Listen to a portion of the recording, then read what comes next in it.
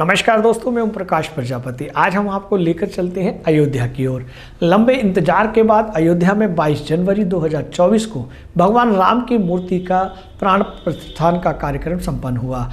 जानते हैं प्राण प्रतिष्ठा के लिए क्यों खास रही 22 जनवरी की तारीख। राम मंदिर तीर्थ क्षेत्र ट्रस्ट ने रामलला की प्राण प्रतिष्ठा के लिए देश भर के विद्वानों और शीर्ष ज्योतिषियों से इसका शुभ मुहूर्त निकलवाया गया। रामलला की प्राण प्रतिष्ठा अति सूक्ष्म मुहूर्त में की गई। इसके लिए बस 84 सेकंड का समय रहा। प्राण प्रतिष्ठा का यह मुहूर्त पंडित गणेश्वर शास्त्री ने निकाला। ज्योतिष गणना के अनुसार 22 जनवरी की तिथि और मुहूर्त अग्निबाण, मृत्युबाण, चोरबाण, नपबाण और रोगबाण से मुक्त है। हिंदू धर्म के मुताबिक किसी भी मंदिर में देवी देवताओं की मूर्ति स्थापित करने से पहले उस मूर्ति की विधि विधान से प्राण प्रतिष्ठा करना बेहद जरूरी है।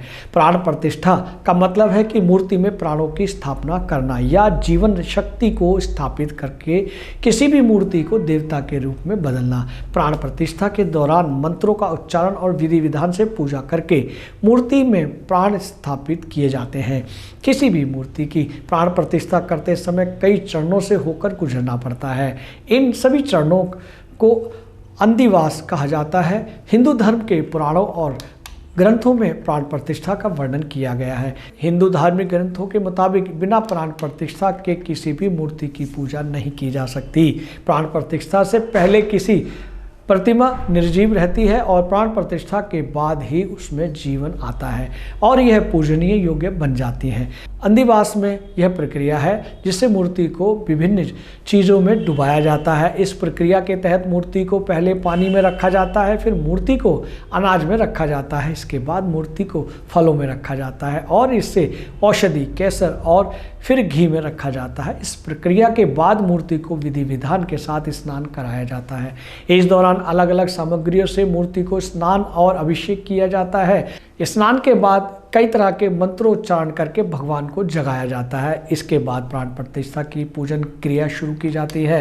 पूजा के वक्त मूर्ति का मुख पूर्व दिशा में रखा जाता है और इसके बाद सभी देवी देवताओं का आह्वान करके उन्हें इस शुभ कार्य में शामिल होने के लिए आमंत्रित किया जाता है।